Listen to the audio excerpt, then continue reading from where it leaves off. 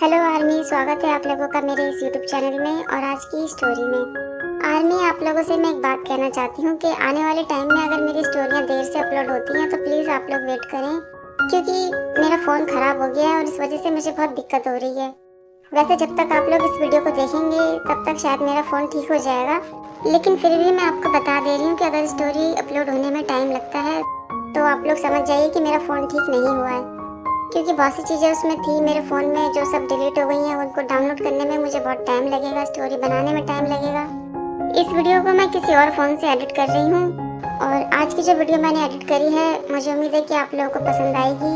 आज की वीडियो में तीकू की शादी होने वाली है, तो प्लीज़ आप लोग स्टोरी को पूरा देखें और मुझे कमेंट करके ज़रूर बताएं। Thank you so much army, आपके प्यार और सपोर्ट के लिए। तो चलिए शुरू करते हैं आज की story. Feel uninvited, left home in West LA, I'm not excited, so uninspired, on my way to play the bay while you're alone. This girl's a wonder, she loves me, yeah, she needs to know I love her. I wonder if we'll make it through this summer, just wanna touch like back when we were younger. Yeah, why don't you love me, love me, love me, touch me, touch me, touch me no more. Why don't you love me, love me, love me, touch me, touch me, touch me no more.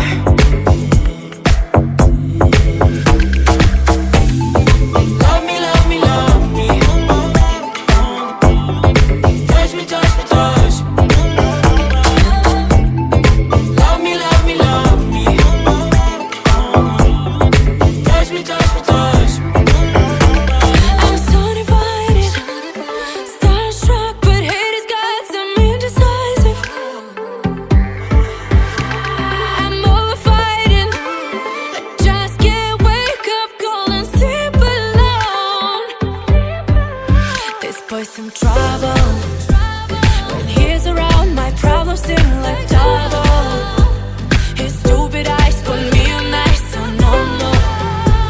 Don't slow me down, don't wanna do this solo. Why don't you love me, love me, love me, touch me, touch me, touch me no more.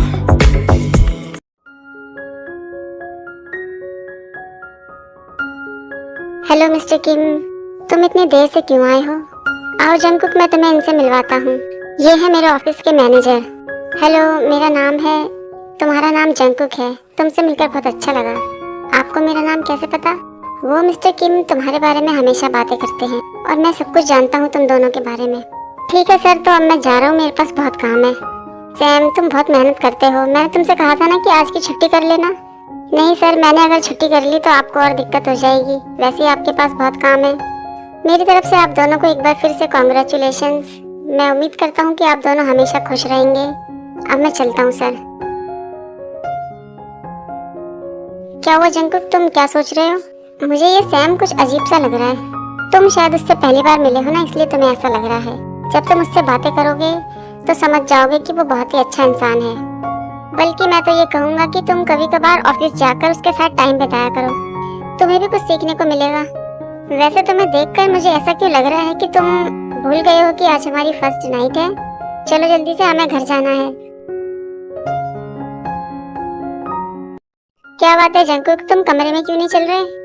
वो तियोंग, mister Jungkook, कोई भी बहाना नहीं चलेगा। मैं तुम्हारा आज कोई भी बहाना नहीं सुनूंगा। लेकिन तियोंग, तुमने कल ही तो। मैं कुछ नहीं जानता, तुम्हें मेरे साथ कमरे में तो चलना ही होगा। तुम इतना डर क्यों रहे हो बेबी? चलो, मैं तुम्हें ज्यादा परेशान नहीं करूंगा।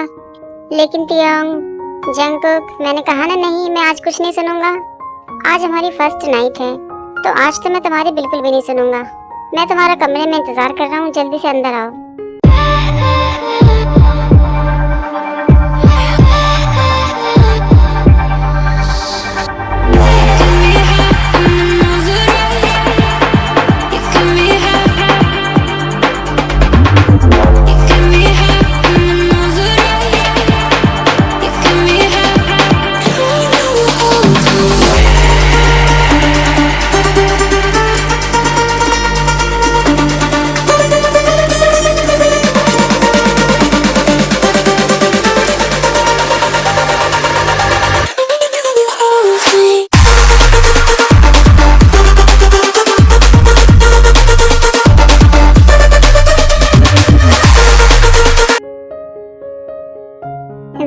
जेके उठ के तैयार हो जाते हैं। थोड़ी देर बाद जेके उठते हैं। जेके कहते हैं सॉरी तियोंग, मुझे जल्दी उठना चाहिए था ताकि मैं तुम्हारी हेल्प कर सकता तुम्हें तैयार होने में।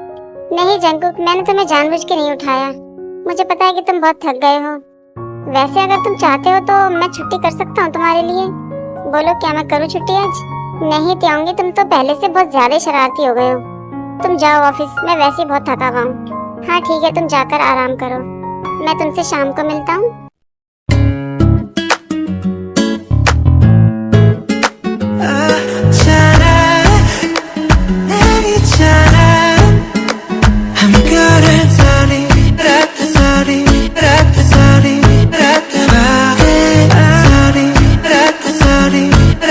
ये जिन ह्योंग मुझे मैसेज क्यों कर रहे हैं? हेलो जंगकुक, मुझे माफ करना, मैंने तुम्हें डिस्टर्ब तो नहीं कर दिया? नहीं बोलो ह्योंग, वो आज ऑफिस में बहुत ज्यादा काम है और रानी भी नहीं आई है। क्या तुम आ सकते हो? नहीं ह्योंग, मैं बिल्कुल नहीं आ सकता। इस समय तो मैं चलने की हालत में भी नहीं हूँ, मैं बहुत थक चुका हूँ। अच्छा ठीक है, अगर तुम थके हुए हो तो आराम करो, मैं ऑफिस का काम खुद देख लूंगा। Thank you Hyeong. तुम जानते हो कि कल उन दोनों की फर्स्ट नाइट थी और तुम उसको फोन करके ऑफिस बुला रहे हो? ओ नामजून, ये तो मैं जानबूझ के कर रहा था ताकि मुझे पता तो चले कि वहाँ पर हो क्या रहा है। लेकिन जंगकुक की बातों से तो ऐसा लगता है कि तियोंग ने कल कुछ ज्यादा ही गेम खेली है। बेचारा मेरा भाई।